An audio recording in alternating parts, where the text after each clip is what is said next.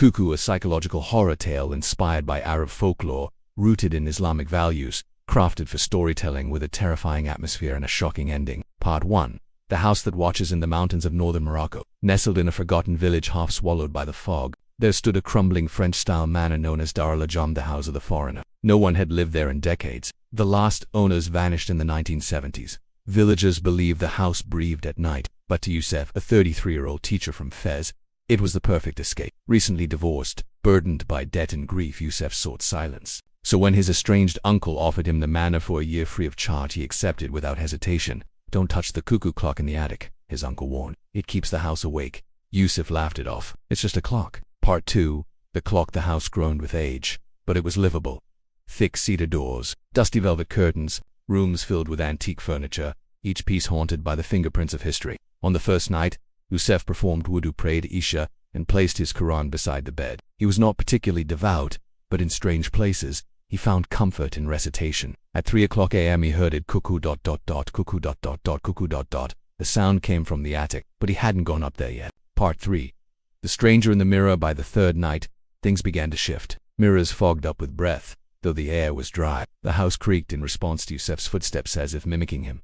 And the clock, it chimed at odd hours. Not hourly, not even randomly, but always, just after Youssef prayed or recited Quran. Cuckoo ...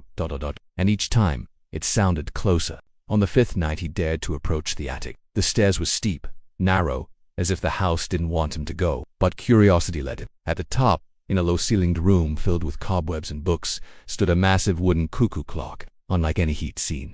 It had no hands, just a small window, and a locked latch. The base had a Quranic inscription partially scratched off. "Wa in yakadu ladina kafaru." Before he could read further, the clock opened. Part 4. The cuckoo comes out from the tiny door. A small mechanical bird emerged, but it didn't look carved. Its feathers were soft, its eyes glistened, and instead of cuckoo it said, "Ya Youssef, you don't belong here." He stumbled back. The attic door slammed shut behind him. For the next 3 nights, he didn't sleep. He recited Al-Baqarah in full. The house grew agitated. Lights flickered when verses were played. The bird's voice echoed through walls. Now speaking in tongues he didn't recognize, sometimes Arabic, sometimes something ... He tried to leave. The roads had collapsed. Literally, mudslides had blocked every path in and out. Part 5. The possession of silence. Youssef stopped answering calls. When his neighbor, an old farmer named Haj Taher, finally hiked to the house, he found it eerily silent. No lights, no birds, only the sound of ticking. Though none of the clocks worked, inside Youssef was found curled beneath the attic steps, eyes wide open, lips whispering something again and again. The bird was never made of wood ... It wore wood. Haj Taher found the Quran beside him, pages torn, words scribbled over.